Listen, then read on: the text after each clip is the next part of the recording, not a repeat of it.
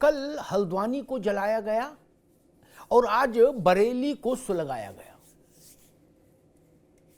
आज बरेली में मारने काटने की धमकी दी जा रही।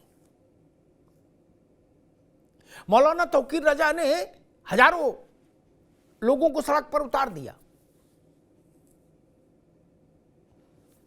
हल्द्वानी का दंश, उसकी पीड़ा कम नहीं हुई थी देश में कि बरेली में भी चिंगारी का खेल खेला जा रहा है। हल्द्वानी से बरेली तक क्या संदेश देने की कोशिश की जा रही है?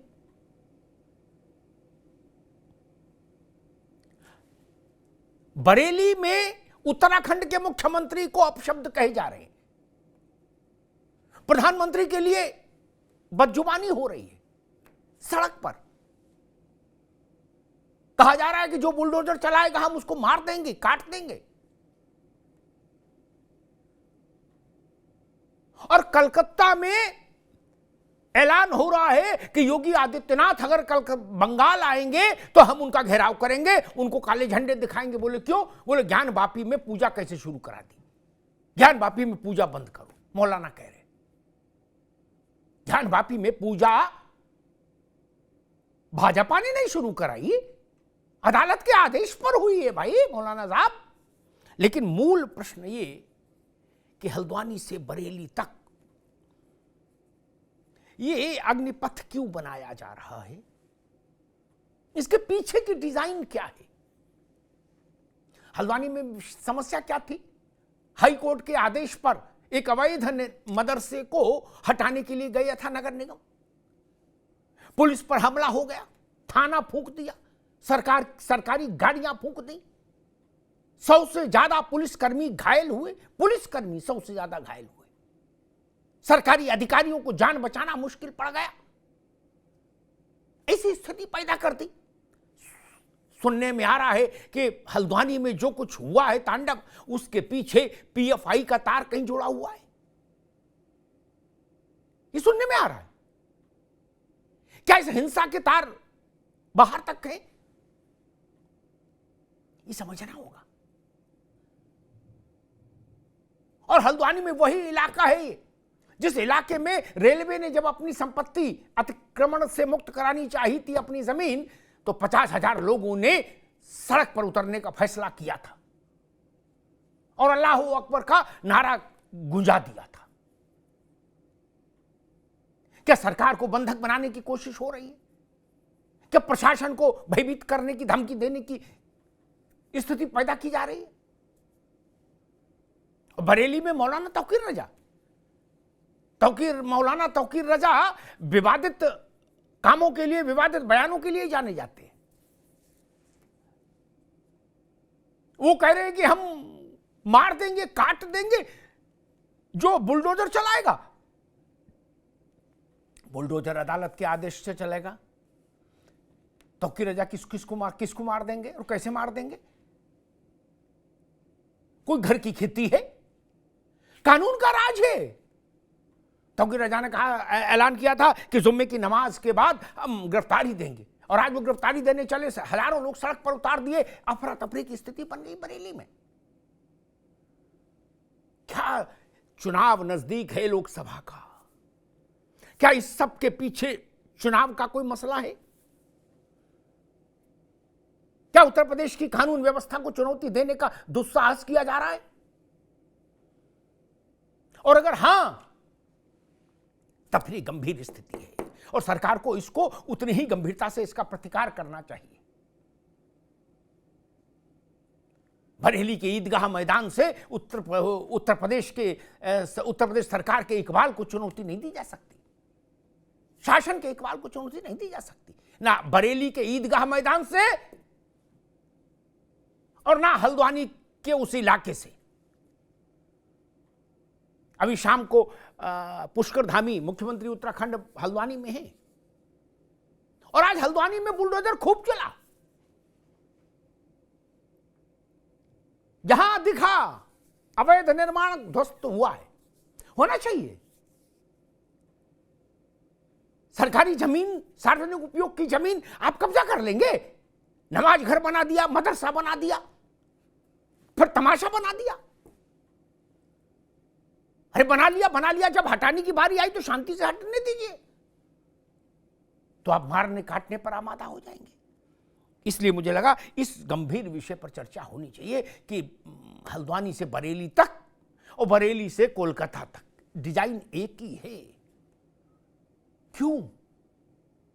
अब ज्ञानवापी को मुद्दा बनाया जा रहा है कि ज्ञानवापी में पूजा रोको, जमायत इस्लामी कह रही। अरे भैया, आपसे पूछ के पूजा शुरू हुई है? आप हिंदुस्तान के मालिक मुख्तार हैं? आप सरकार हैं? नहीं। आप अदालत हैं? नहीं। फिर आप क्या हैं? बोले खामोखा। आप सरकार है? नहीं। अदालत है? नहीं। सुप्रीम कोर्ट है? नहीं। हाई कोर्ट है? नहीं। क्या है? बोले हम खामोखा हैं। साइड होइए। आपके कहने से कैसे पूजा रुक जाएगी? अदालत के आदेश से जारी पूजा को कौन माई का लाल रोक सकता है? महादेव की उस पूजा अर्चना को कोई माई का लाल रोक सकता है क्या? किसी की कृपा से पूजा हो रही है क्या ज्ञानवापी में? कि कलकत्ता में कोई मौलाना आके खड़े हो जाएंगे, कैमरा देखेंगे और बोलना शुरू कर देंगे कि पूजा नहीं रोकी तो हम योगी आदित्यनाथ का घेराव करेंगे। अरे आपको समझ में आई सो कीजिए, पूजा किसी की कृपा से चल रही है क्या मौलाना साहब जो रुक जाएगी? ये धमकियां क्यों आ रही हैं? इन धमकियों से ये चिनगारी का खेल बुरा होता है। इन धमकियों के पर प्रतिक्रिया आने लगेगी अगर उसी ढंग की, तो परिस्थितियां खराब हो जाएंगी। हमारे साथियों ने एक रिपोर्ट तैयार की है हल्द्वानी से बरेली तक के इस घटनाक्रम पर। पहले उस रिपोर्ट को देखिए, फिर मेहमानों से परिचय कराए और फिर बहस में चले।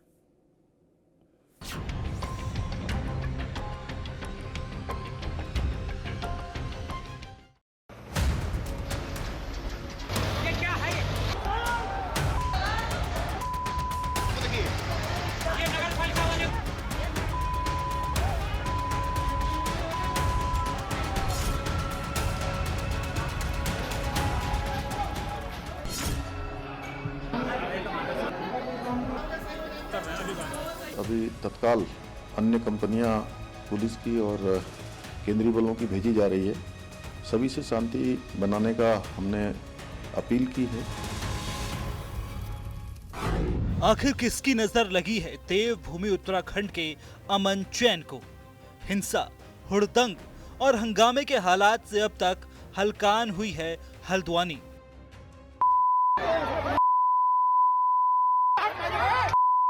दरअसल गुरुवार की शाम नगर निगम और प्रशासन की टीम हल्द्वानी के बनभूलपुरा इलाके में एक अवैध मदरसे और मस्जिद को हटाने पहुंची थी। बुलडोजर वाली कार्रवाई की इस कड़ी में हालात ऐसे बिगड़े कि बात बवाल, पथराव, आगजनी और गोलीबारी तक पहुंच गई। हल्द्वानी के बनभूलपुरा क्षेत्र में न्यायालय के आदेशों के क्रम में प्रशासन की टीम अवैध अतिक्रमण को हटाने गई थी। वहां पर कुछ अराजक तत्वों के द्वारा पुलिस के साथ झड़प हुई है, पुलिस के साथ संघर्ष हुआ है वहां पर, और कुछ पुलिस के लोगों को, प्रशासन के लोगों को चोटें आई हैं। सभी से शांति बनाने का हमने अपील की है। कर्फ्यू लगा दिया गया है और जो भी इसमें दंगाई होंगे, जो भी इस प्रकार का अतिक्रमणकारी होंगे, जिन्होंने आगजनी की है, उनके खिलाफ कठोर कार्रवाई की जाएगी। बेकाबू भीड़ ने अधिकारियों की गाड़ियां जला दी। पथराव में कई पुलिस कर्मियों को चोटें आई।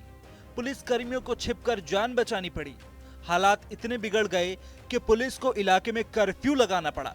बिगड़े हालात में सरकार को हाई लेवल मीटिंग बुलानी पड़ी। वहीं एक्शन में आई धामी सरकार ने दंगाइयों को देखते ही गोली मारने के आदेश तक जारी कर दिए। जवाबी कार्रवाई में कई लोगों के मारे जाने की खबर है। शांतिपूर्वक तरीके से प्रशासन और पुलिस की टीमों ने इस एक्शन को करने की कोशिश करी, लेकिन जिस प्रकार का उपद्रवी तत्वों ने वहां रिएक्शन दिया, जिस प्रकार से पेट्रोल बम फेंके गए, बॉटल्स में डीजल भर के और आग लगाने की कोशिश करी गई सरकारी संपत्तियों को, जो व्हीकल हैं, जो पुलिस प्रशासन के वाहन थे, उनको नुकसान पहुंचाया गया, उनको आग लगाई गई। सारी की सारी पुलिस फोर्स और प्रशासन की टीमों पर पथराव किया गया। वो बिल्कुल अनएक्सेप्टेबल है। उसके लिए कड़े निर्देश माननीय मुख्यमंत्री जी के माध्यम से भी दिए गए हैं, प्रशासन की ओर से भी ये हम लोग कर रहे हैं। जो उपद्रवी हैं, जिन लोगों के द्वारा ये घटना कारित करी गई है, उन सब की वीडियो रिकॉर्डिंग्स हमारे पास हैं। एक एक को हम चिन्हीकरण करेंगे, गिरफ्तार करेंगे, उनको कानून के प्रावधानों के अनुसार दंड दिया जाएगा। धारा 144 के आगोश में जनजीवन बंद है, अफवाहों के आतंक में इंटरनेट बंद है, सुरक्षा के लिहाज से स्कूल कॉलेज बंद हैं, पुलिस फोर्स और आला अधिकारी सड़कों पर उतरे हैं। अब उपद्रवियों की धरपकड़ का अभियान चलाया जा रहा है। वहीं इस मामले पर राजनीति के रंग में आरोप प्रत्यारोप का दौर भी चल रहा है।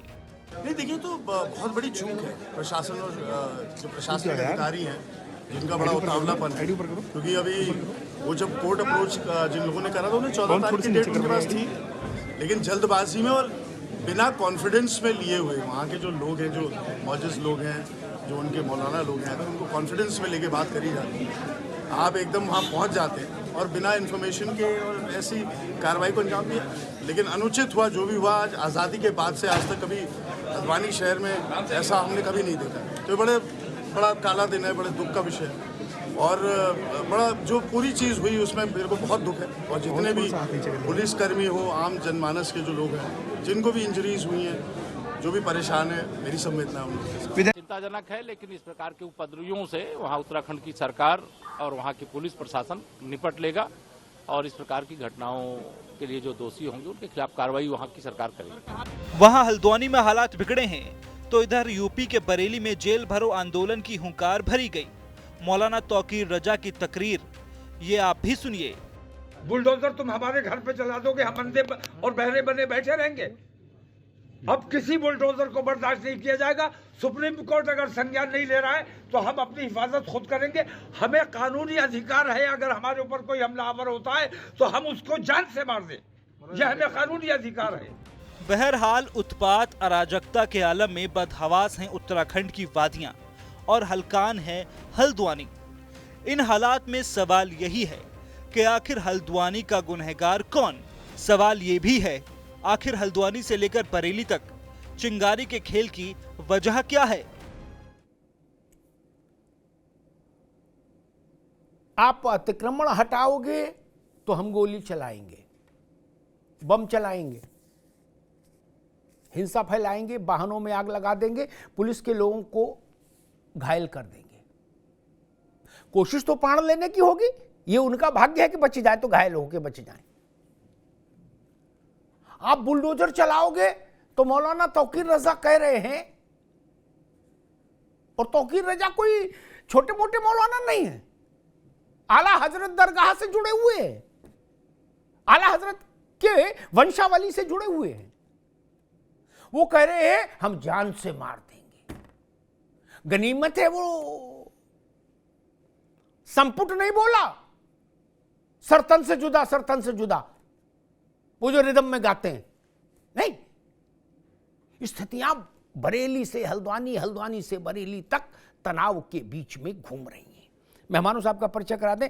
मनोज पंडित भारतीय जनता पार्टी के प्रतिनिधि हमारे साथ है, मनोज पंडित जी का स्वागत है। राज शर्मा साहब कांग्रेस के नेता हमारे साथ है, राज शर्मा साहब का स्वागत है। मुफ्ती नदीमुद्दीन साहब हैं, प्रेसिडेंट ओलामा काउंसिल, मुफ्ती साहब का बहुत बहुत स्वागत है। साध्वी प्रज्ञा भारती हिंदू धर्मगुरु प्रज्ञा जी का बहुत बहुत स्वागत। मौलाना मुफ्ती साहब, आपसे बात शुरू करूंगा। किसी कप्तान ने ये फैसला नहीं कर दिया कि भाई ये बिल्डिंग पसंद नहीं, इसको गिरा दो। सरकार ने फैसला नहीं किया, हाई कोर्ट का फैसला, जनवरी में सुनवाई हुई, नोटिस गया, जो कानूनी प्रक्रिया सब हुआ है। अचानक तो कोई गया नहीं था, वहां ऐसी स्थिति कर दी लगा कि पाकिस्तान से युद्ध हो रहा हो। 100 से ज्यादा पुलिसकर्मी घायल हैं, 100 से ज्यादा हल्द्वानी। और बरेली में मौलाना तौकीर रजा कह रहे हैं ये कर देंगे, हजारों लोगों को सड़क पर उतार रहे हैं। ये चिंगारी का खेल क्यों खेला जा रहा है मुफ्ती साहब? देखिए, हल्द्वानी के अंदर जो कुछ हो रहा है या जो कुछ हुआ है जी, उसकी जितनी भी निंदा की जाए वो कम है। मगर मैं ये आपसे कहना चाह रहा हूं कि 2566 हेक्टेयर जमीन पर वन भूमि पर और बहुत सारे एग्रीकल्चर लैंड पर भी उत्तराखंड में लोगों ने कब्जा किया है। उसको छुड़ाने के लिए सरकार ने क्या किया है, वो तो सरकार को व्हाइट पेपर जारी करने की जरूरत है। मगर जब अवैध कब्जा हो रहे थे तो लोग क्या कर रहे थे, अवैध कब्जा जिन लोगों ने होने दिया उसका जिम्मेदार कौन है? मस्जिद गिराई गई या मजार इलीगल था, लीगल था, इलीगल था, नोटिस हुआ। मैं कहता हूं कि सरकार को वहां के जिम्मेदारों से, धर्म गुरु से, मौलानाओं से बात करके इसके समस्या का समाधान निकालना चाहिए। अचानक पहुंच गए और नहीं मुफ्ती साहब, एक मिनट रुकूंगा। नहीं, ये दो, इस बात से मैं थोड़ा बहुत अदब से ना इत्तफाकी रखूंगा। अव्वल तो ये दुरुस्त हो, अचानक नहीं पहुंचे ना, मौलाना जानते थे, एक मिनट जाइए, जो भी उस मदरसे को चला रहे थे वो मैनेजर और मौलाना सब जानते थे। और दूसरी बात, जब हाई कोर्ट में मस्जिद की कमेटी और मदरसा की कमेटी गई, उनकी बात खारिज कर दी, हाई कोर्ट ने कहा नहीं अतिक्रमण हटेगा फाइनल, तो उनको समझ नहीं आया था कि हटेगा। फिर भी मूंछों में चमेली का तेल लगा घूम रहे थे, उन्हें कैसे देखेंगे, कैसे हटाएंगे। क्यों? क्योंकि हमारी तो तैयारी है, बोतल में डीजल भरेंगे, पेट्रोल भरेंगे और फेंकेंगे। नहीं ठीक है, आप अपनी जगह सही हैं सर, आप अपनी बात कह रहे हैं, मैं भी अपनी बात कह रहा हूं। मगर मेरा मानना था कि कम से कम वहां के जिम्मेदारों से बैठ करके बात करके रास्ता निकालना चाहिए था। मामला अदालत का था, अगर बिल्डोजर चल रहा तो हमें सुप्रीम कोर्ट जाना चाहिए और आगे जाना चाहिए। और मगर इस तरह से कानून को अपने हाथ में लेकर के खिलवाड़ करने की इजाजत नहीं दी जानी चाहिए, एक बात। दूसरी चीज क्या है कि सैकड़ों एकड़ वन भूमि पर कब्जा है। क्या सरकार इतनी ईमानदारी से कब्जा छुड़वाएगी जितनी ईमानदारी से यहाँ पहुंच गई है? एक बात करके खत्म करता हूँ। तौकीर रजा का काम है भड़काना, मगर मैं समझता हूं कि यूपी की सरकार कहां सोई है कि तौकीर रजा भड़का रहे और आप कोई कार्रवाई नहीं कर रहे। तो हल्द्वानी की जनता से और खास कर से मैं मुसलमानों से अपील करता हूं कि भड़को मत, मामला सब जुडिशियल। आपको लगता है कि हमारे घरों को या हमारी जमीन को, हमारी मस्जिद को, मजार को हटा दिया गया तो आप सुप्रीम कोर्ट जाइए, मगर कानून को अपने हाथ में मत लीजिए और अपना नुकसान मत करिए। ठीक, मुफ्ती साहब, हाई कोर्ट के आदेश पर मस्जिद हटाई गई, नमाज घर हटाया गया और वो मदरसा हटाया जा रहा था, ठीक। आपको एतराज है, आप सुप्रीम कोर्ट जाओ, सुप्रीम कोर्ट से भी बात नहीं, आपका मन भरे इंटरनेशनल कोर्ट जाओ। कि पेट्रोल पंप फेंकोगे? ये नहीं चलेगा ना। 100 पुलिस वाले घायल हुए, 200 से ज्यादा वाहन फूंक दिए। सीरिया बनाना चाहते हैं हल्द्वानी को। हमको कोई चीज शासन की नापसंद होगी तो हम अदालत जाएंगे ना, कि हम अपनी छत पर खड़े होकर पेट्रोल पंप फेंकने लगेंगे। ये स्वीकार नहीं हो सकता ना। मैं साध्वी प्रज्ञा भारती के पास चलूं, मैं इस टेंडेंसी के विरुद्ध हूं। मैं कलकत्ता से एक मौलाना को सुन रहा था, जमात इस्लामी के, वो भाषण झाड़े जा रहे थे। वो कह रहे थे ज्ञान वापी में पूजा तुरंत बंद कर दो। बोले क्यों? बोले नहीं बंद करोगे तो हम सड़कों पे उतरेंगे। अच्छा, उतर के क्या कर लोगे? फिर क्या करोगे? बोले योगी बंगाल आएंगे तो हम उनको काले झंडे दिखाएंगे। योगी जी आने पूजा कैसे बंद हो जाएगी? प्रज्ञा जी, पूजा किसी की कृपा पर तो शुरू नहीं हुई। 31 साल बाद अदालत के आदेश से पूजा शुरू हुई है। कोई माई का लाल पूजा कैसे बंद करा देगा? बरेली में तकलीफ हो और चाहे कलकत्ता में तकलीफ हो, पूजा कैसे बंद हो जाएगी? देखिए अमिताभ जी, बात ऐसी है कि इनको एक प्रॉब्लम हो रही है और मुझे लगता है कि हमें इनसे सहानुभूति होनी चाहिए, क्योंकि देश ने एक ऐतिहासिक पल को विटनेस किया है। राम मंदिर बना है सबकी आंखों के सामने। वो लोग जो विरोध करते थे, जिन लोगों ने ये कहा कि ये काला दिन होगा भारतीय इतिहास में, प्राण प्रतिष्ठा के दिन को, हमारी 140 करोड़ भारतवासियों की आस्था उससे कनेक्टेड है। अब जब काशी और मथुरा की बात आती है तो देखिए अमिताभ जी, इनको तो बड़ा दिल दिखाना चाहिए था। इनको ये कहना चाहिए था कि हम बहुसंख्यकों के देश में रहते हैं और ये हम आपको सहर्ष सौंपते हैं। लेकिन सहर्ष सौंपना तो बहुत दूर की बात है, ये अनर्गल बयान दे रहे हैं, समाज का माहौल खराब करना चाहते हैं, राष्ट्र के अंदर अराजकता फैलाना चाहते हैं। But this is not acceptable. अब ये नहीं हो सकता है, क्योंकि भारत का युवा जाग रहा है, भारत की जनता जाग रही है।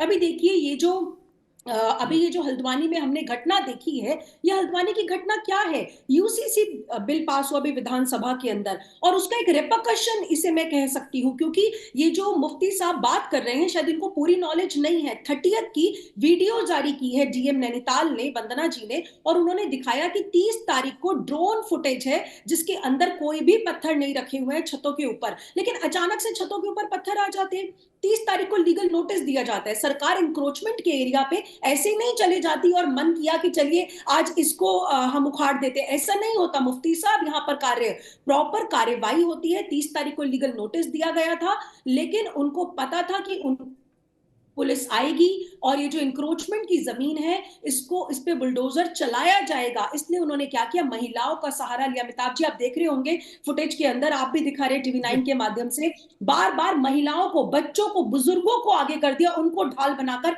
क्या ये ठीक किया इन लोगों ने? क्या ये देश का माहौल खराब करने की चेष्टा नहीं हो रही है? लेकिन फिर भी अभी भी हमारी इनसे अपील है कि आप लोग मुफ्ती है, मौलाना है, आपके शोल्डर्स पर एक ओनस है, एक जिम्मेवारी है हमारे कंधों पर, इसलिए ऐसे अनर्गल बयान ना दीजिए जिससे समाज के अंदर कट्टरता फैलेगी। फिर मत कहिएगा हिंदू मुसलमान हो रहा है, क्योंकि शुरुआत आपने की है। जी बिल्कुल ठीक बात है प्रज्ञा जी। एक पहले राज भाई जानते हैं कि उत्तर प्रदेश में एक नारा चलता था, पुराने आदमी है राज शर्मा जी, एक पार्टी की सरकार होती तो नारा चलता था कि खुली दुकान तुम्हारी, बंद दुकान हमारी, और जो जमीन सरकारी वो जमीन हमारी। ऐसा नारा तो अब नहीं चल सकता भाई। सरकारी जमीन पर आप बनाते क्यों है मदरसा? और कोर्ट में आपका केस निरस्त हो जाए, प्रशासन नोटिस देके सुनवाई करके, इसमें पब्लिक हियरिंग हुई, फिर नोटिस हुआ, तब हटाने गए तो आप पेट्रोल बम फेंकोगे। खैर राज भाई, पॉलिटिकली आपके लिए मौसम खराब है, कांग्रेस के लिए झटके पे झटके आ रहे हैं, कहीं जोर का झटका धीरे से, कहीं धीरे छोटा सा झटका जोर से, इसी स्थितियां। लेकिन फिर भी एक बड़ा संदर्भ ये खड़ा होता है कि कल भारत की संसद के दोनों सदनों में राम मंदिर निर्माण, जन्मभूमि पर राम मंदिर निर्माण और रामलला के नूतन विग्रह के प्राण प्रतिष्ठा के कार्यक्रम पर धन्यवाद प्रस्ताव आ रहा है, लोकसभा में भी राज्यसभा में। हम बाकी तो बात आपसे करेंगे, अभी दिमाग में अचानक आ गया। मैं आपसे जानना चाह रहा हूं, भारत की सबसे बुजुर्ग पार्टी का रुख क्या रहेगा? देखिए, अभी आपने जब मेरे से इस बात में पूछ रहे हो तो मैं इतना ही कह सकता हूं कि अभी ना तो मेरे से किसी की बात हुई है जिनसे मेरी बात संपर्क हो पाते, और अगर मिलेगा तो बता देता। आज अभी तक तो कोई ऐसी मेरे पास कोई खबर नहीं क्या रहेगा, लेकिन सकारात्मक रहेगा। क्योंकि राम, मैं आपको एक क्लियर कर दूं, कोई राम कोई किसी फिर आप कह दूंगा आपके पात्र नानकू के नहीं है, खाली राम मेरे भी हैं, आपके भी हैं, सबके हैं, और कोई भी यहाँ पे विरोध नहीं कर रहा। और जो राम के नाम पे विरोध करे, मुझे लगता है कि वो बेकार की बात है। मैं नहीं मानता। सारी पार्टियों का सकारात्मक रहना चाहिए। राम का मंदिर बन गया है, अब वो बन गया है, वहां पे जाइए, पूजा पाठ करिए, जिसका मन नहीं है मत जाइए, लेकिन आपको बुरा देख लो, बुरा कहना नहीं। आपको बुरा लग रहा है तो नहीं, सरकार सुपर डीलक्स बस में फ्री ले जा रही है 11 तारीख को सारे विधायकों को। हाँ। वो ठीक है, सरकार का है, सरकार ले जा रही है, ठीक है, अच्छी बात है, ले जाए, सबको ले जाए वो बस। मगर सरकार, जब सरकार का एक दायित्व तो बढ़ता है कि किसी को प्रोवोक ना करे, ठीक है, जारी है। मैं नहीं समझता कि हमारी पार्टी का कोई इसमें नकारात्मक रोल रहेगा। सकारात्मक चीज है, सकारात्मक सोचते हैं हमारे वरिष्ठ नेता, सुलझे हुए नेता हैं, उसमें कोई दिक्कत टेंशन नहीं है। और मैं तो कहता हूं भारतीय जनता पार्टी को भी टेंशन नहीं लेनी चाहिए, जो हो रहा है बस अच्छा। और सब राम का मंदिर बनने से सब खुश हैं, सब खुश हैं जी। राज शर्मा जी, ये जो हल्द्वानी से लेके बरेली तक एक डिजाइन दिख रही है जिसके छींटे कलकत्ता तक जा रहे हैं, क्या कि ज्ञान वापी में पूजा बंद करो नहीं तो हम सड़क पे उतरेंगे। तौकीर रजा से लेके कलकत्ता वाले मौलाना तक कह रहे भाई ज्ञान वापी में पूजा उनके कहने से शुरू हुई है, उनकी कृपा से। ये कौन लोग हैं जो उत्पात फैलाना चाहते हैं देश में? ज्ञान वापी पे पूजा कौन माई का लाल बंद करा देगा? रूल ऑफ लॉ है, संविधान का शासन है, कानून का शासन है भाई साहब। जमायत इस्लामी का शासन है क्या राज शर्मा जी? नहीं, कोई नहीं करा सकता। कोई भी ज्ञान वापी हो या राम मंदिर में हो, कोई पूजा कराने का, किसी को बंद कराने का अधिकार नहीं है। अभी आप ही कह रहे थे, मैं आपके संबोधन में सुन रहा था, ना जाने बरेली को, हल्द्वानी को किसकी नजर लग गई। सवाल यहाँ किसकी नजर नहीं, किसने नजर लगा दी, ये देखने का काम सरकार को। मैं नहीं कहता कि वहां पे एनक्रोचमेंट था, अगर वहां हाईकोर्ट के थे वो हटना चाहिए था, लेकिन प्रशासन का काम होता है, प्रशासन एक नजर से सबको देखे। और जैसे कि अभी मौलवी साहब कह रहे थे, उनकी एक बात से मैं इत्तेफाक जरूर रखूंगा कि वहां के मौजूद लोगों को फेथ में ले लेते, जो अच्छे अफसर होते हैं। मैं बरेली को बहुत अच्छी तरह जानता हूं भाई, मतलब बरेली की जड़ पे घुसा हुआ व्यक्ति हूं मैं। बरेली की जो कोतवाली है, जहां आला हजरत आता है, वहां पे अगर इंस्पेक्टर भेजा जाता है तो मैंने देखा इंस्पेक्टर बार बार, एक दो इंस्पेक्टर ऐसे रिपीट करते थे, क्योंकि वो सबसे संबंध बनाते थे और कोई भी हंगामा होने नहीं देते थे, क्योंकि कहते हैं आंखों की शर्म होती है। वो सबको आला हजरत के जितने, उन्हें पता था कौन खुरापात कर सकता है कौन नहीं करता था, उसी को वो करते में हाथ डाल के चलते थे। मगर ये काम हल्द्वानी में नहीं हुआ। हल्द्वानी में ये काम अगर होता और प्रशासनक अगर जरसा मुस्तैदी से काम करता, ये नहीं होता। कोई भी एनक्रोचमेंट हटाने का विरोध नहीं कर रहा है। मैं मनोज पंडित जी के पास चलूं, उससे पहले एक बात कहूं, जो बात हमारे दोस्त मुफ्ती साहब ने भी कहा और जिसको डिटो किए कर रहे हैं राज बाबू। मैं इस थ्योरी के साथ कभी नहीं खड़ा हुआ। एक बात कह के मनोज पंडित के पास जाऊंगा, वो उत्तर देंगे कि धामी की सरकार ने क्या किया और तौकीर रजा पर योगी की सरकार क्या करेगी। मुफ्ती साहब, एक चोर पकड़ा गया, क्या उसका पर्चा कट गया? वो थानेदार से बहस कर रहा है, बीड़ी मुंह में लगा के कह रहा पूरे हिंदुस्तान भर के चोर पहले पकड़ के लाओ, एक नजर से सबको देखो, तब हमारा पर्चा काटो। तो उसके कान के नीचे 2 मारना चाहिए तत्काल के नहीं? बाकी पकड़ेंगे लेकिन तुमको कैसे छोड़ देंगे? जिसका अतिक्रमण कोर्ट ने कहा हटाओ, उसका तो पहले हटाएं, फिर हम ये कहेंगे भी पूरे उत्तराखंड के पैमाइश करो तब हमारा गिराना। फिर कोई आगे आ जाएगा, वो कहेगा पूरे भारत का पैमाइश करो, और उससे भी आगे का आदमी आ गया, वो कहेगा पूरे विश्व की पैमाइश करो। इसका कोई अंत नहीं है। आपकी इमारत अवैध पाई गई अदालत में, बात खत्म हो गई, हटेगी। सुनवाई हुई, आप शामिल हुए, नोटिस हुआ, आप शामिल हुए, आज आपको एतराज हो रहा है, क्यों? नहीं। और मैं उस किस्से में नहीं जाना चाहता मनोज पंडित जी, 1 मिनट लूंगा। मुफ्ती साहब तो बहुत आलिम हैं, सब चीजों को जानते हैं, फिर भी एक किस्सा सुना दूं। औरंगजेब के समय में मुफ्ती साहब, औरंगजेब गया एक बार जामा मस्जिद, तो उसी के आसपास कहीं एक कोई सज्जन बैठे थे चादर बिछा के, और कह रहे थे कि ये मजार है यहाँ फकीर घोड़े शाह की, क्या? और वहां भीड़ लग रही थी, लोग अपना दान दक्षिणा भी चढ़ा रहे थे। औरंगजेब ने कहा ये फकीर कौन है, मैंने तो सुना नहीं। मुफ्ती साहब, उन्होंने कहा कि भाई इसकी तफ्तीश कराओ, क्या? उनको पकड़वाया और उसका वो करवाया उत्खनन, तो पता लगा घोड़ा दफन था वहां, उन्होंने उसी को मजार में कन्वर्ट कर दिया, माल आने दो, फकीर घोड़े शाह की दरगाह। क्या? औरंगजेब ने उनके कान के नीचे 2 लगाए, बोले बवाल बंद करो, हटाओ इनको। कब्जा नहीं होना चाहिए, क्यों होना चाहिए भाई? फकीर घोड़े शाह कहीं बना दोगे? ये ठीक नहीं भाई ना। मैं तो कह रहा हिंदू मंदिर भी नहीं बनना चाहिए, सरकारी संपत्ति पर मंदिर क्यों बनेगा और मस्जिद क्यों बनेगी? खैर, मनोज पंडित जी, हल्द्वानी से बरेली तक दोनों जगह आपका शासन है, और दोनों जगह मैं हलचल देख रहा हूं, स्थितियां सांप्रदायिक तनाव की ओर जा रही हैं। मैं सीधी सपाट बात कर रहा हूं। आज जो तौकीर रजा ने सड़क पर जो ये शक्ति प्रदर्शन करने की कोशिश की, ये अच्छा लक्षण नहीं है ना। अमिताभ जी, आप ये देखिए कि ऐसी ही घटना नूहू में हुई थी जी। नूहू की घटना हमारे सामने, वो भी उसी मतलब सेम ऐसी घटना थी जो हरियाणा में हुई। और उस घटना के बाद क्या हुआ कि वहां पर जो कानून के दायरे में रहकर जो कार्रवाई की गई, चाहे वो वहां के कांग्रेस के विधायक हों, चाहे वहां के निगम पार्षद हों, चाहे वो बिल्डिंग्स हों, जिन बिल्डिंग्स के ऊपर पत्थर रखे गए थे, पेट्रोल बम रखे गए थे, और आप देखिए कि वहां पर भी थाने और सारी चीजें जलाई गई थी। वहां पर वो रिकॉर्ड जो साइबर थाना था वहां का, वो पूरा का पूरा थाना फूंक दिया गया था। तो मेरा मानना है कि ये लोग ये क्या दिखाना चाहते हैं देश को कि ये कानून से ऊपर हैं, ये किसी अदालत के किसी फैसले को नहीं मानेंगे, ये जहां जो चाहेंगे करेंगे। तो ये चीजें अब चलने वाली नहीं है। अब देश चलेगा संविधान के दायरे में, कानून के दायरे में और कानून के तरीके से। मैं ये नहीं कहता कि मस्जिदें हटाई या मंदिर क्यों नहीं हटाए, सारी चीजें, चाहे वो मंदिर हो, चाहे मस्जिद हो, चाहे गुरुद्वारा हो, चाहे वो चर्च हो, ये सारी चीजों पे कार्रवाई की जाएगी। पर लेकिन आप ये कह के छूट नहीं सकते कि नहीं मेरे पड़ोसी ने कब्जा किया है तो मैं भी कर रहा हूं, पहले उसको हटाओ फिर मेरे को हटाना।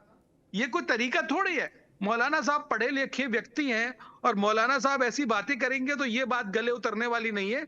मौलाना साहब आप नजीर पेश करेंगे, आप जिस मंच पे बैठे हैं यहां पर हम और आप जो बातें कर रहे हैं वो देश की जनता सुन रही है उस बात को।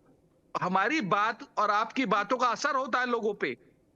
तो हमें ऐसी बातें करनी चाहिए जिससे कि लोग माने उन बातों को। ये प्रदर्शन करना, ये आप देखिए 100 से ज्यादा पुलिस वाले घायल हुए, महिलाएं घायल हुई, चीजें हुई, तो ये सब चीजें ठीक नहीं है।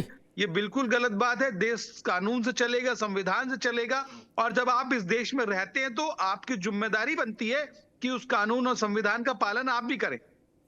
अच्छा मुफ्ती साहब, एक मेरे मन में अचानक से उल्टा पुल्टा ख्याल आ गया है। मौसम ऐसा है, हर कोई सड़क पर उतर रहा है। चलिए मान लो तौकीर रजा से लेके कलकत्ता वाले तक मौलाना कह रहे कि ज्ञान वापी में पूजा बंद नहीं कराओगे तो हम लोग सड़कों पर उतरेंगे। उतर के क्या करेंगे ये भी क्लियर नहीं, लेकिन उतरेंगे। तौकीर रजा मेरे परिचित है, मैं उनको सलाह दूंगा कि भैया ये योगी जी का शासन है, ठंडा भी है, हवा में पछुआ हवा है, ठंडी है, इसमें हड्डियां बड़ी दर्द करती मौलाना मुफ्ती साहब। नहीं, ये मौसम अभी ठीक नहीं है।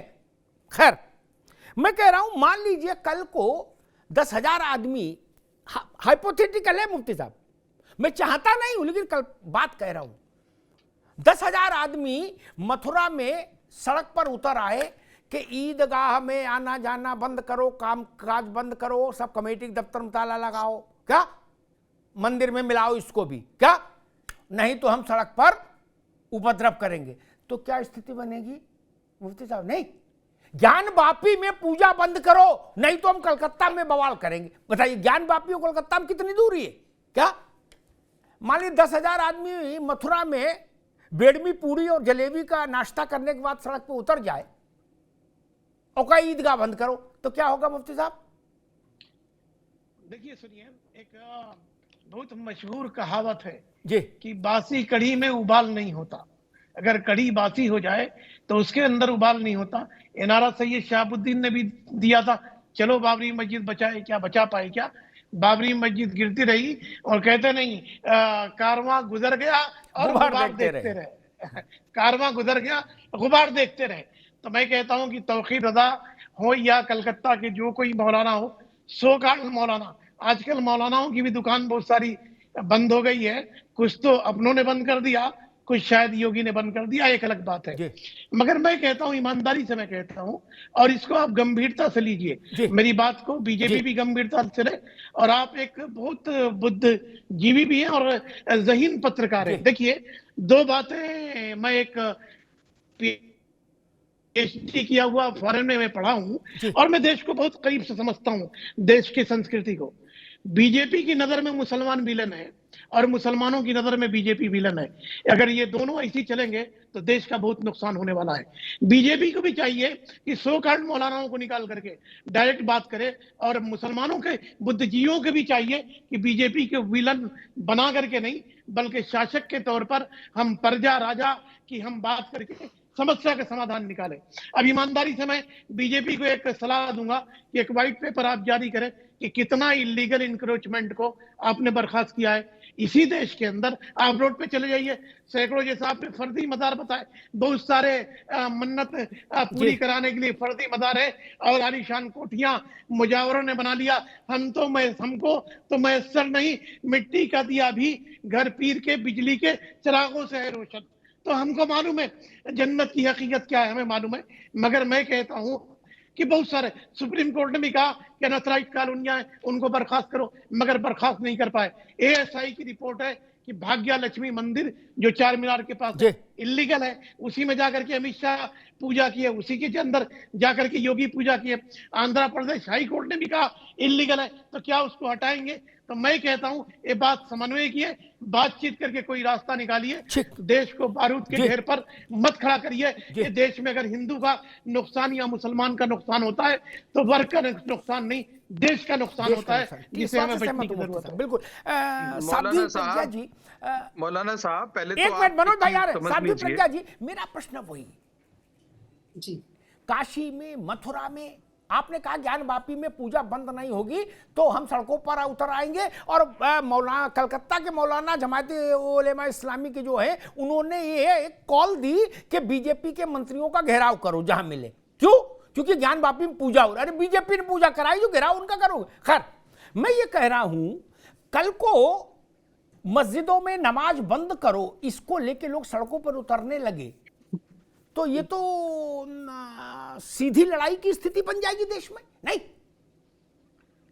बिल्कुल। देखिए अमिताभ जी, ये बात ना इन्हें समझनी होगी कि जो भी ये बयान देंगे इनको जिम्मेवारी के साथ देना होगा, नहीं तो इनको उसके रिएक्शंस और एक्शंस भुगतने के लिए तैयार होना होगा। अगर इस तरीके के ये प्रोवोकेटिव बयान देंगे जिससे युवाओं को प्रोवोक किया जा सकता है या फिर देश की जनता को प्रोवोक किया जा सकता है, तो इनको समझना होगा कि ये बदला हुआ भारत है, ये नया भारत है, यहाँ पर इस तरीके की बयानबाजी नहीं चलेगी। अगर आप ये कहते हैं, आप देखिए ज्ञानवापी की बात करते हैं, हमें पता है वहां हमारे प्रभु शिव है, बाबा विश्वेश्वर का मंदिर है, वहां पे महादेव है, इन्होंने फव्वारा कहा, हमारी आस्था का अपमान किया, लेकिन हमने क्या किया Amitabh ji? Court of law को अपनाया। हम भी तो राइट्स कर सकते थे, हम भी तो ऐसे आह्वान कर सकते थे सनातनियों से कि आप सड़कों पे आए। क्या हमने किया? नहीं किया हमने ऐसा, और करेंगे भी नहीं, क्योंकि हम हर सब कुछ संविधान के दायरे में रहकर करना चाहते हैं। लेकिन अगर इस तरीके का आप आह्वान करेंगे, आपको अपील करनी चाहिए देश से कि शांति का वातावरण बना के रखें, ना कि आप ये आह्वान करें कि अगर ऐसा हो गया तो हम जान से मार देंगे, सरतन से जुदा। आप बताइए ना, हमारी सहिष्णुता की कॉस्ट है जो हम दे रहे हैं अमिताभ जी, कब तक देंगे? अब हिंदू जो है वो समझदार है, वो जागरूक हो रहा है, ये और नहीं चलेगा। और अगर ये ऐसी बात करते हैं कि ज्ञानवापी में पूजा रोक देंगे, तो पूजा किसी सरकार ने थोड़ी स्टार्ट करवाई है। 93 से पहले तक भी तो वहां पूजा होती थी ना, तो जिस तरीके से बंद हुई थी उसी तरीके से अब शुरू हो गई है, और एक प्रॉपर संवैधानिक दायरे के अंदर रहकर। आप देखिए, आपने ज्ञानवापी की बात करी, पूजा की बात करी, अब ये जो विधानसभा में यूसीसी का लॉ पारित हुआ है, ये भी तो अब एक प्रॉपर एक तरीके से संवैधानिक तरीके से पारित हुआ है ना। अब प्लेसेस ऑफ वर्शिप एक्ट से इनको क्या प्रॉब्लम है?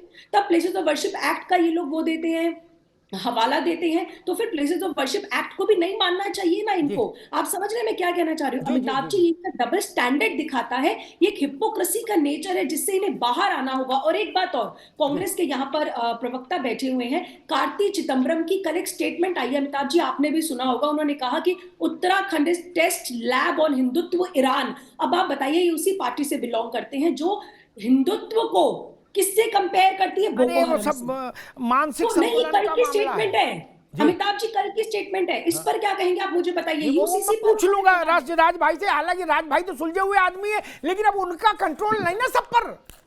नहीं तो राहुल गांधी का कंट्रोल नहीं ना, शर्मा का कंट्रोल होगा? पर कांग्रेस पार्टी और समाजवादी पार्टी फ्री हो गए हैं, ब्रेक फेल है और गाड़ी ढलान पे है, कहां जाके रुकेगी भगवान अल्लाह जाने। कांग्रेस और सपा ब्रेक फेल है, गाड़ी ढलान पे है, सब सबको चपत मार रहे हैं, उसी कुएं से पानी पी रहे जिसमें भांग पड़ी है।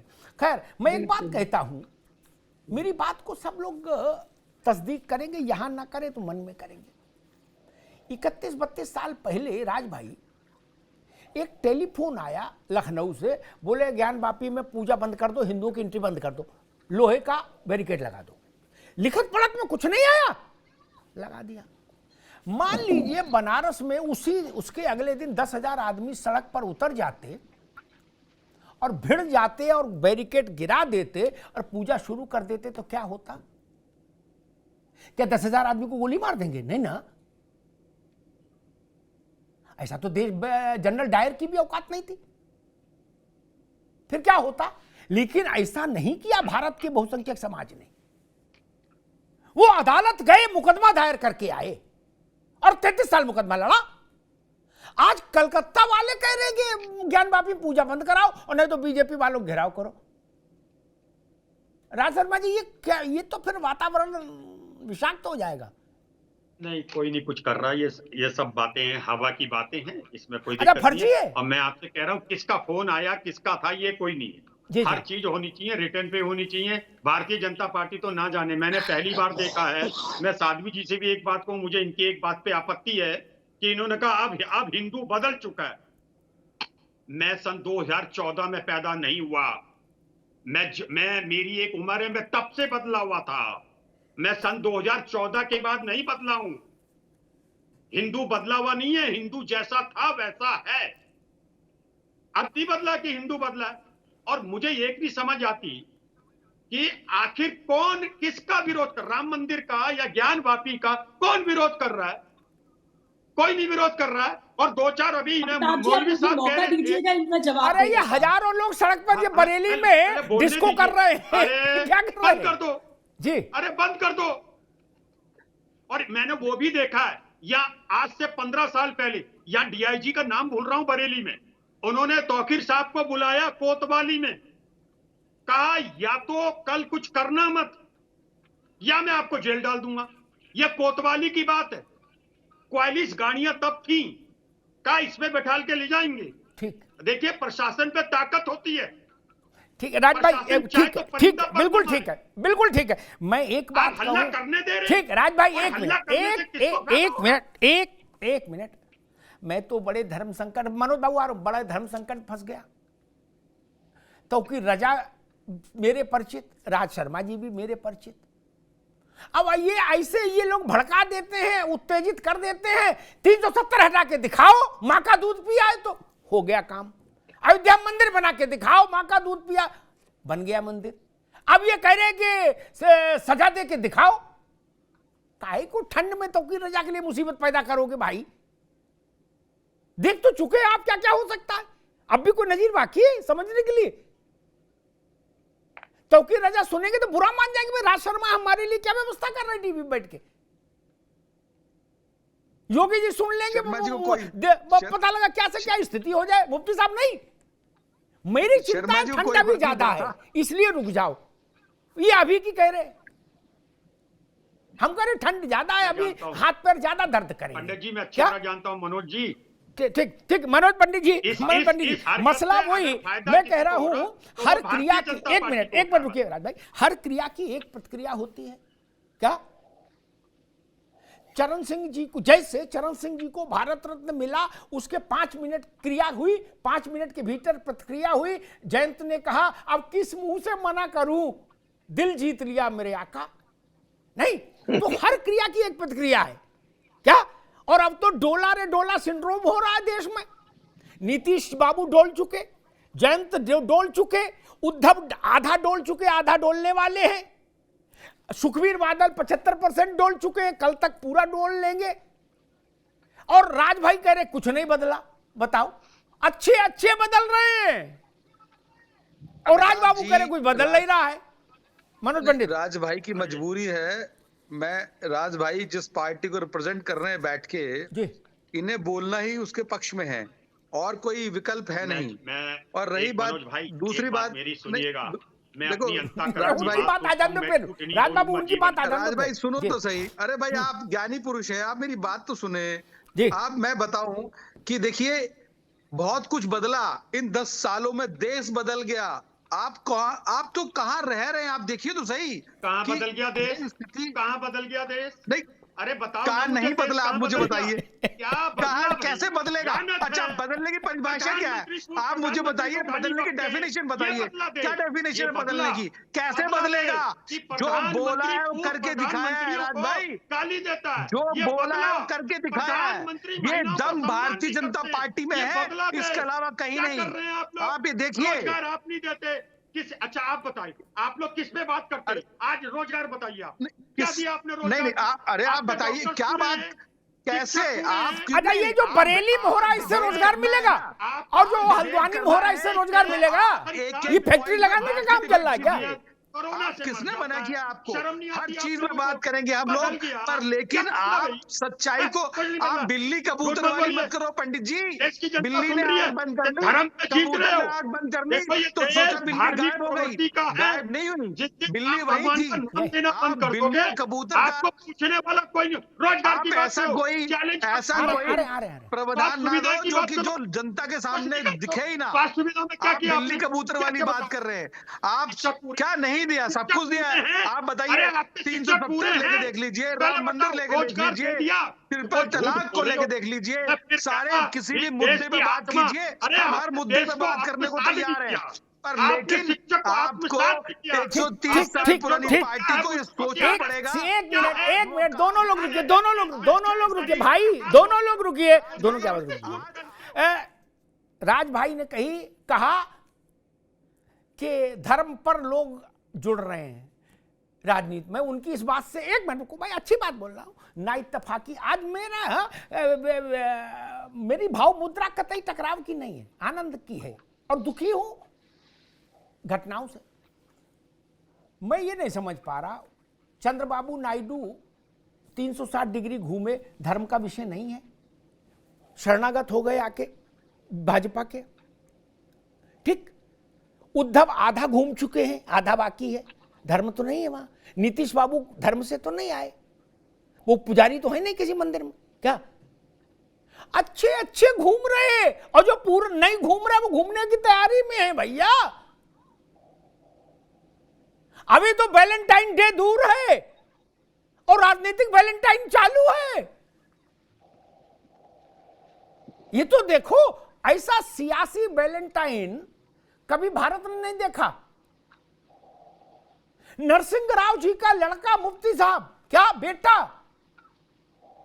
पानी पी के कांग्रेस को कोस रहे, करे भाजपा जिंदाबाद। मोदी जैसा आदमी नहीं देखा जो हमारे पिता की कांग्रेस ने कतई नाकदरी की। ये तो मोदी हैं जिन्होंने आज उनको भारत रत्न दे दिया। और ये राज शर्मा करे भारत बदला नहीं, बताइए और कितना बदलेगा? क्या छत से कूद जाए आदमी? मुफ्ती साहब, अमिताभ जी राज शर्मा जी की मजबूरी है। राज शर्मा जिस पक्ष को यहाँ पर डिफाइन कर रहे हैं वो बोलेंगे ऐसे, नहीं तो ये ठीक है। अरे मुफ्ती साहब, एक मिनट को, मुफ्ती साहब, ये देश बदला नहीं है क्या? और कितना बदलेगा? नहीं सुनिए, एक मिनट मेरी बात सुनिए जी। कन्याकुमारी से कश्मीर तक राहुल गांधी चले, अब नॉर्थ ईस्ट से वेस्ट तक चल रहे हैं, मगर उनके चलने के बाद भी कांग्रेस चल नहीं पा रही है। ये तो कांग्रेस की दुविधा है, एक बात।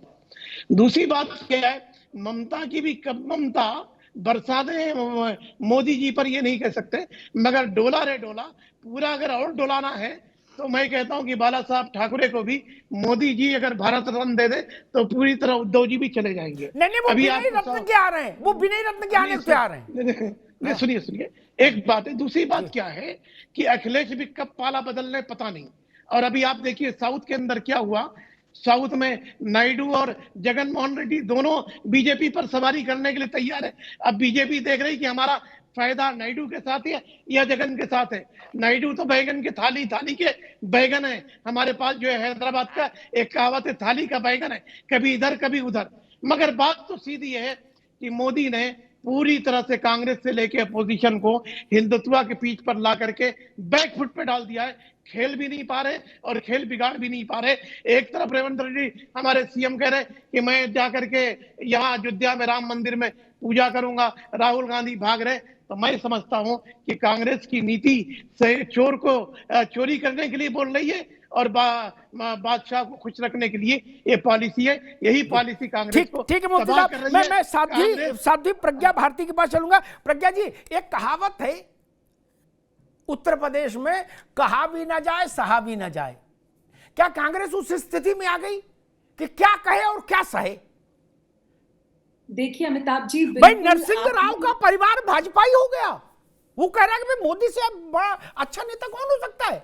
जिस पार्टी के लिए हमारे पिता ने प्राण दे दिए, पूरा जीवन दे दिया, भारत के प्रधानमंत्री रहे, उसके शव को गांधी परिवार ने पार्टी के दफ्तर में नहीं अंदर जाने दिया। जी बिल्कुल अमिताभ जी, ये जो आपने बोला है बहुत ही सटीक बोला है। क्योंकि अभी आप देखिए कांग्रेस की स्थिति बहुत ज्यादा एक कंफ्यूज्ड माइंडसेट से गुजर रहे हैं ये लोग। कभी सनातन पर अटैक करते हैं, आप इनका इतिहास देखिए, भी कुछ समय की मैं बात करती हूँ। देखिए कांग्रेस तो सनातन विरोधी सरकार है ना, और अभी देखिए सनातन पर अटैक करते हैं, कभी कोविड बोलते हैं, कभी मलेरिया, कभी डेंगू से कंपेयर करते हैं। यहाँ तक कि मल्लिका अर्जुन खड़गे जो इनकी पार्टी के अध्यक्ष है, उन्होंने इतनी स्ट्रॉन्ग स्टेटमेंट दे दी कि अगर 2024 में मोदी जी आ गए तो सनातन की पुनर्स्थापना हो जाएगी। आप देखिए इसका मतलब they are very clear that they are not with Sanatan Dharma. उनकी ही पार्टी के लोग कहते हैं कि इनको भगवे से प्रॉब्लम है, इनको तिलक से प्रॉब्लम है, यानी सब कुछ क्लियर है, पूरे भारत को इनकी स्थिति क्लियर है। अब बात आती है कि ये जो भारत रत्न की है, अब इनकी ही पार्टी के लोग ये कह रहे हैं कि हमें भाजपा ने ये जो आदर सम्मान दिया है, ये हमारी ही पार्टी ने हमें कभी नहीं दिया। तो अब आप बताइए इनके पास क्या बच गया है, क्या रह गया है? राहुल गांधी विदेशी धरती पर जाकर पीड़ा होती है मन के अंदर, है ना। अगर आपको भारत से आपत्ति है, भारत से प्रॉब्लम है, भारतवासियों से प्रॉब्लम है, तो यहाँ पर बैठ के डिस्कस कीजिए ना। अब विदेशी भूमि पर जाकर अपने देश की मिट्टी का अपमान करते हैं और आपको लगता है कि आपका सम्मान होगा, तो आपकी ये गलतफहमी है। भाई साहब एक सेकंड, भाई साहब प्लीज लेट मी मुझे एक बार अपना पॉइंट कंप्लीट करने दीजिए, उसके बाद आप बोलिएगा। आप उस पार्टी से बिलोंग करते हैं जिन्होंने प्रभु श्री राम को काल्पनिक बोला है, आप उस पार्टी से बिलोंग करते हैं जिन्होंने राम मंदिर का न्योता ठुकराया है, जिन्होंने आमंत्रण और निमंत्रण पर पॉलिटिक्स खेली। और इतना ही नहीं, अमिताभ जी 2014 से पहले ये लोग ना कभी रुद्राक्ष पहनते थे, ना जनेऊ पहनते थे, चाहे दिखावे के लिए ही, चाहे चुनावी यंत्र के लिए ही, लेकिन इन्होंने भी 2014 के बाद ठीक है साधु प्रज्ञा जी, भाई ठीक है साधु, मैं राज शर्मा जी को आ रहा हूँ, एक मिनट दोनों लोग रुकिए, एक मिनट राज भाई, एक मिनट रुकिए, एक मिनट, अरे रुको भाई, राज भाई आ रहे हैं आपके पास। एक बात मैं सबके हित के लिए कहूं, चाहे भाजपा हो, चाहे कांग्रेस हो, चाहे कोई और पार्टी हो, मुफ्ती साहब आप तो आलिम फाजिल हैं, साधु जी भी हैं, जिस चीज का प्रदर्शन हमको पब्लिक में करना हो, शो, उसकी रात भर तैयारी कर लेनी चाहिए। नहीं, अगर आप उसके मास्टर नहीं है, नहीं, अगर आपको सुबह कुरान पढ़नी है पब्लिक में तो रात भर कुरान पढ़ो ताकि सुबह गलत ना पढ़ो। नहीं, वेद पढ़ना है तो रात भर वेद पढ़ो, छत पे खड़े होकर पढ़ो, जमीन नीचे बैठ के पढ़ो, लेकिन याद करो, बात भद्द मत कराओ। मैं एक सलाह देता हूं राज भाई, राहुल जी को, आपकी पार्टी के बड़े नेता हैं, पूजा पाठ करने का मन है, अच्छी बात है, होना चाहिए, सबका होना चाहिए, उनका भी होना चाहिए, तो पूजा पाठ के विधान समझ लो। क्या नमाज पढ़ने की एक प्रक्रिया है, एक टांग ऊपर उठा के तो नमाज नहीं पढ़ने लगेगा कोई, वजू करने का एक सिस्टम है, रुद्राभिषेक का भी एक सिस्टम है। नहीं, बिल्कुल ठीक है कि महादेव पर जो जल, दूध या गन्ने का रस जिससे भी कर रहे हो वो कैसे चढ़ेगा, दूसरा हाथ कहां होगा और धार कहां गिरेगी, ऐसा तो नहीं होना चाहिए कि ठेले ठेले ले ले ले ले। नहीं, इससे फायदे की जगह नुकसान नहीं हो जाता। राज बाबू आपको दिल पे हाथ रख के बताओ, देवघर वाला वीडियो देखो, पंडित जी कह रहे हैं कि अरे चाचा इधर इधर चढ़ाओ, ऐसे बताइए राज भाई। नहीं, एक्चुअली क्या है, दिक्कत क्या हो रही है इस देश में कि चुनी हुई सरकार जो जिस चीज के लिए चुनी गई है वो काम नहीं कर रही है।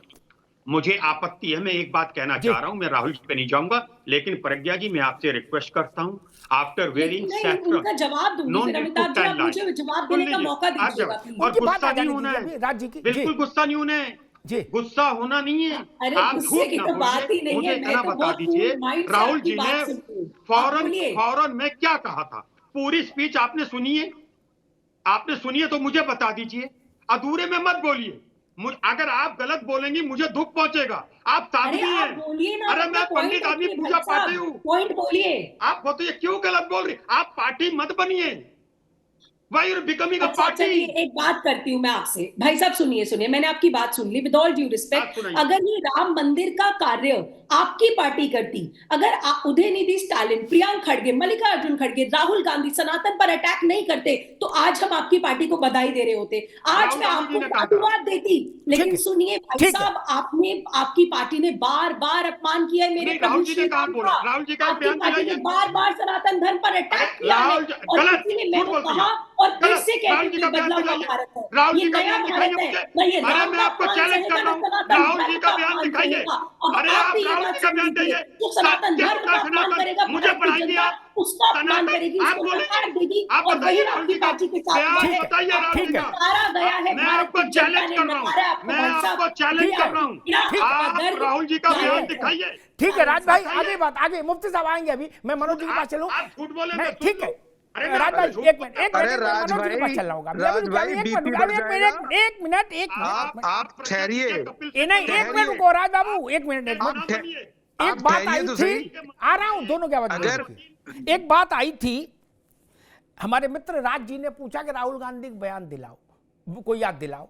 अब मेरे साथ ये प्रभु की बड़ी विचित्र लीला है कि मैं कुछ भूलना भी चाहूं, मुफ्ती साहब तो ये भूलने नहीं देते मुझे परमात्मा।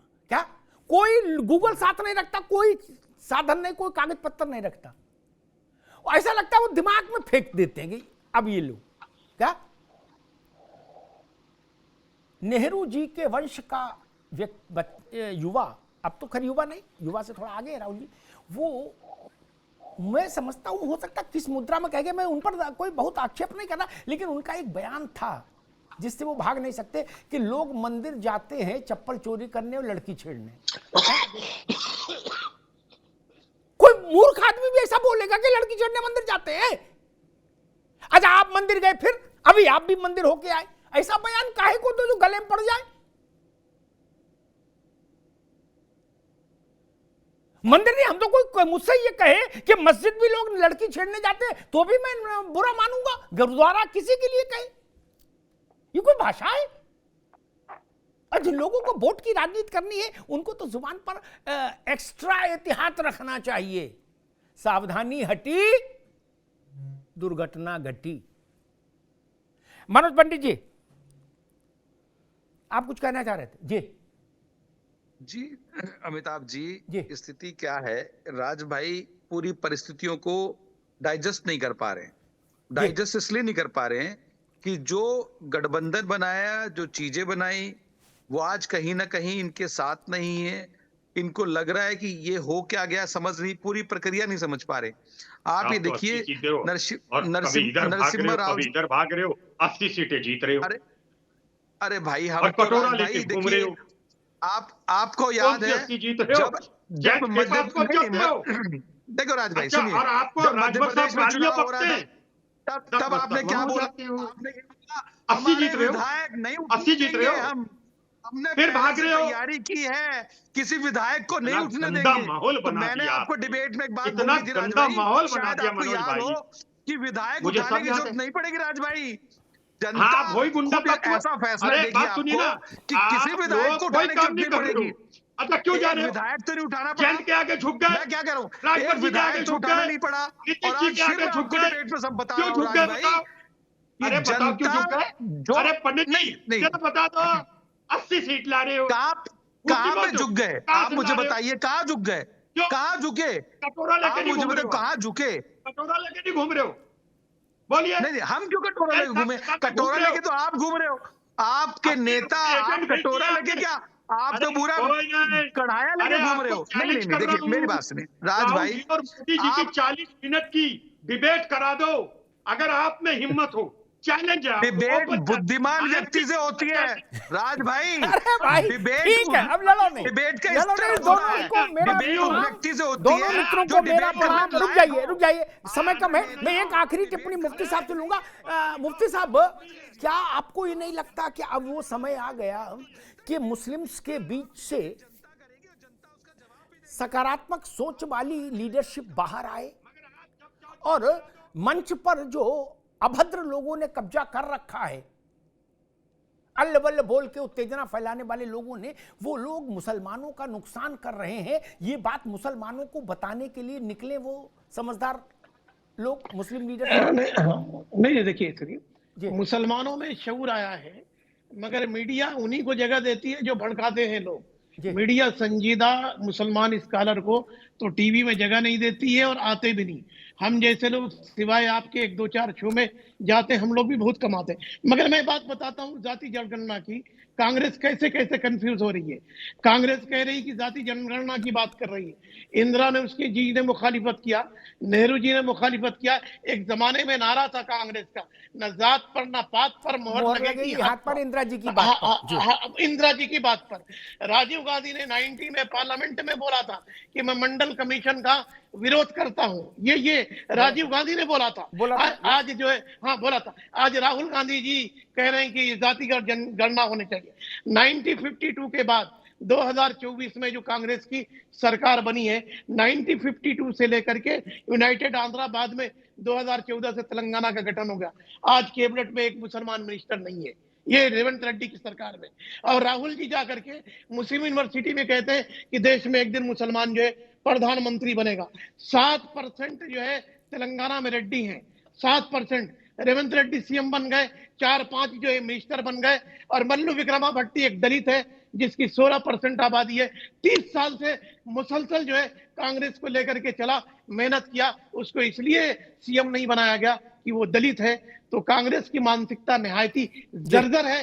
राहुल गांधी को, केसी वेणुगोपाल, ऐसे लोग जो जनता के बीच में इलेक्ट नहीं है, जयराम रमेश, प्रिया सिनेते प्रिया, ऐसे लोग, अगर वो एक और हैं बिहार के कन्हैया कुमार, ऐसे लोग अगर कांग्रेस के सलाहकार बन जाएंगे तो इसका कांग्रेस का विसर्जन होना जरूरी है। मैं कहता हूं कि गांधी का सपना, एक गुजराती का सपना दूसरा गुजराती पूरा कर रहा है और मुझे लगता है कि वो पूरा कर जाएगा। राज भाई, छोटी सी टिप्पणी, मुफ्ती साहब ने कहा एक गुजराती का सपना, यानी गांधी जी का सपना था कांग्रेस विसर्जित कर दी जाए। वो करें कि गांधी जी के समय में नहीं हुई, लेकिन दूसरे गुजराती यानी नरेंद्र मोदी के समय में वो विसर्जित हो रही है। राज शर्मा जी, छोटी सी टिप्पणी, समय कम है। डर के पीछे इनका बयान है, सबसे छोटी प्रतिक्रिया। डर के पीछे इनका बयान है, ये डरपोक व्यक्ति हैं, इसलिए ऐसा बोल रहे हैं। इनको डर है। ठीक, अब रुकना होगा। देश का दुर्भाग्य है, मुफ्ती नदीमुद्दीन जैसे लोग जो हैं उनको आप बता रहे हो डर के साथ हैं, तौकीर रजा जैसे लोग बहादुर हैं। देश को कहां झोंकना चाहते हो मित्र? और मेरी उनके साथ भी सहानुभूति है जिनको ये सड़क पर उतार देते हैं तौकीर रजा जैसे लोग। मुकदमे हो जाएंगे, घर बिक जाएगा, खेत बिक जाएगा, चप्पल बिक जाएगी जमानत कराने में। तौकीर रजा किसी को रोटी देंगे? हमने तमाशा बहुत देखा मित्र, 35 साल के पत्रकारी जीवन में ऐसा तमाशा मैंने बहुत देखा। मुजफ्फरनगर में दंगा हुआ था, जो मौलाना मुख्य अभियुक्त बनाए गए थे, जो सबसे ज्यादा भड़काए थे, मौलाना नाजिम, शायद अगर मैं सही नाम याद कर रहा हूं, मैं गया था उनका इंटरव्यू करके लाया था।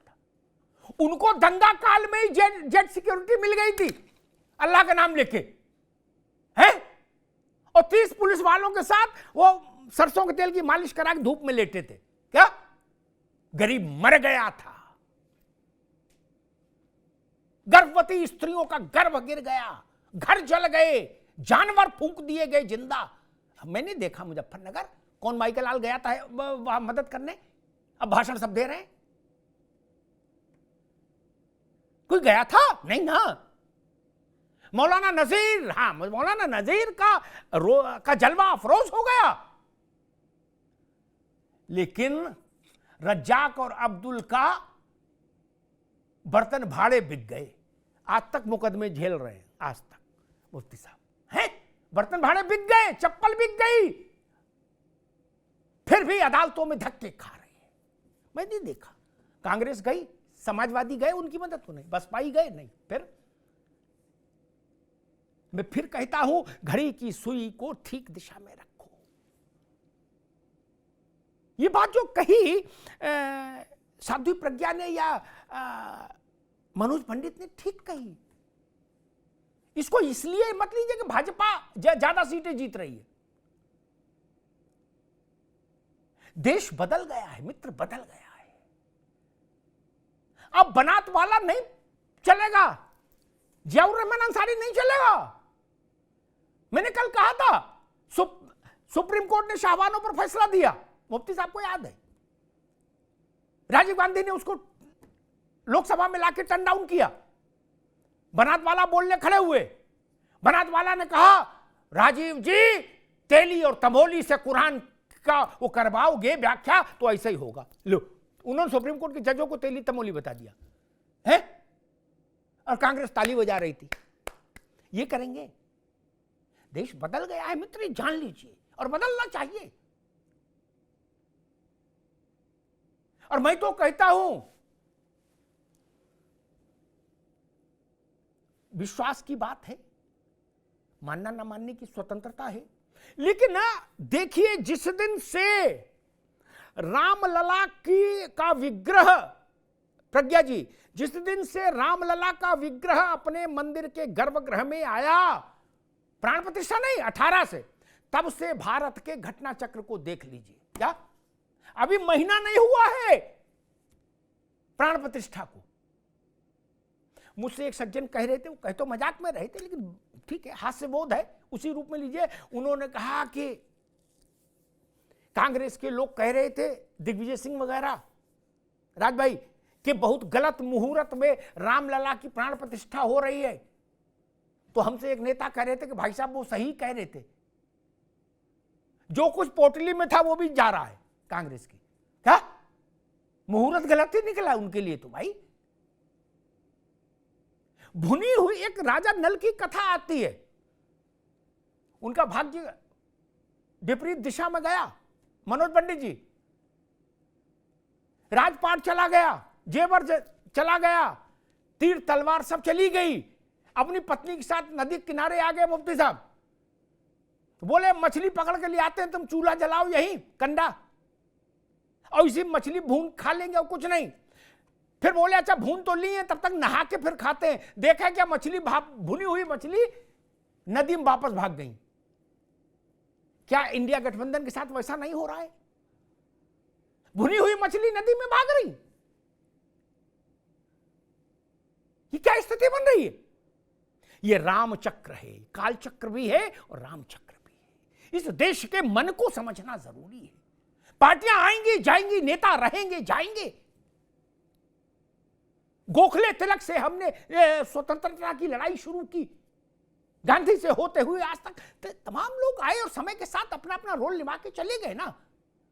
लेकिन भारत का मन कहां है ये समझना जरूरी है। ये गांधी को समझ थी इस बात की, ये तिलक को समझ थी, ये गोखले को समझ थी, ये बाल गंगाधर तिलक को समझ थी। उन्होंने गणेश उत्सव शुरू किया। और आज भाई भाजपाइयों की बात छोड़ो, लोहिया जी तो आजकल, आप लोहिया जी के जो राजनीतिक शिष्य हैं वो सब आपके इंडी गठबंधन में हैं। लोहिया ने क्या कहा था? लोहिया ने कहा, यह बात कांग्रेस में सुनाइएगा, गूगल में मिलना मुश्किल है इसीलिए सुनाई दे रहा हूं।